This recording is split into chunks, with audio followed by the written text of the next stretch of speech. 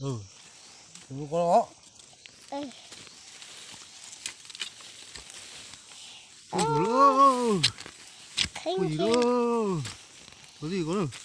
Ừ. Lọt tiểu ơi.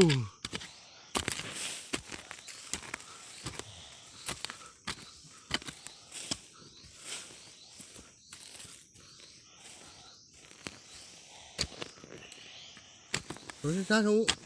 Ừ. Con rùa đó, chẳng có gì đâu. Cái thứ, nhà con rùa thế là gì? Nó con rùa, bên con rùa.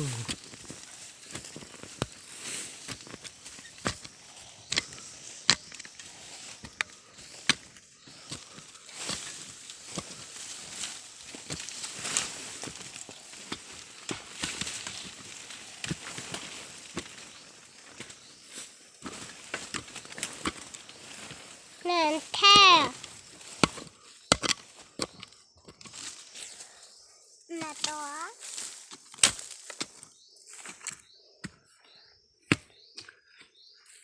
Ô, tới tống à. Ừ. Ôi trời đủ. Cái chim bảy ư. Ủa lúc thì ta hút. Nó khát thạnh. Ô. Ừ. Nó bút tả. Mất tự. Đó ha. Ê, đừng bót nó ha nè. Có chúa nó đi. Đây rồi, có rồi. Ừ, ê.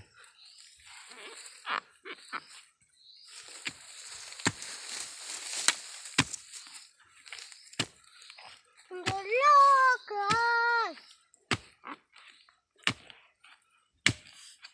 Ôi dồi. No, no. Ô. Ôi gì đâu. Nó thịt tiền ư. Ôi dồi nó. Nó tiêu. Nó bù lô.